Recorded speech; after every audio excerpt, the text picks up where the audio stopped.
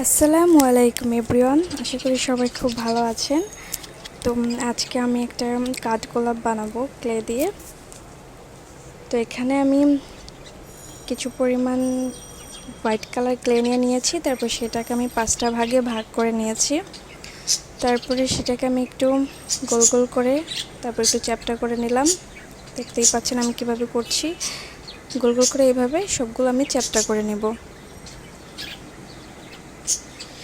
সবগুলো আমি চ্যাপ্টা করে নিলাম। তারপরে আমি এটা একটু এই যে নিচের যে সাইডটা আছে ওইখান দিয়ে একটু এই যে এরকম করে দেব, হাতের সাহায্যে একটু কোনা করে দেব।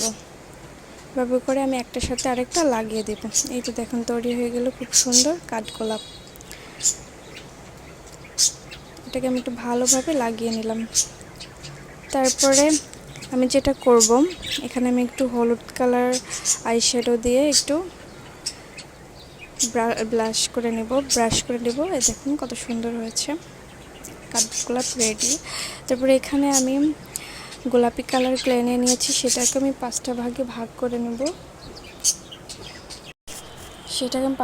ভাগ করে নিয়ে আমি যেভাবে করে নিচের অংশটা একটু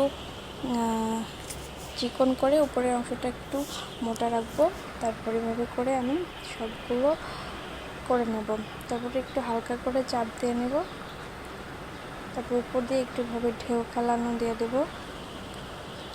আমি অতটা পারি না, যতটা সম্ভব আমি চেষ্টা করেছি নয়নতারার মতো করার জন্য।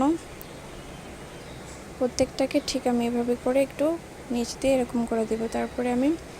তারপরে আমি একটার সাথে আরেকটা এভাবে লাগিয়ে দিব। দেখুন তো ফাঁকা ফাঁকা করে লাগাতে হবে। এভাবে করে আমি 5টা পাপড়ি লাগিয়ে দিলাম। তারপর দেখুন এভাবে লাগিয়ে দিয়ে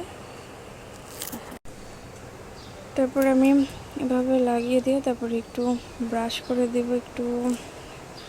তারপর ভিতরে একটু ফুটো করে দেব, ভিতরে একটু এরকম গোলাকার থাকে, সেভাবে করে আমি এই যে বানিয়ে ফেললাম নয়নতারা।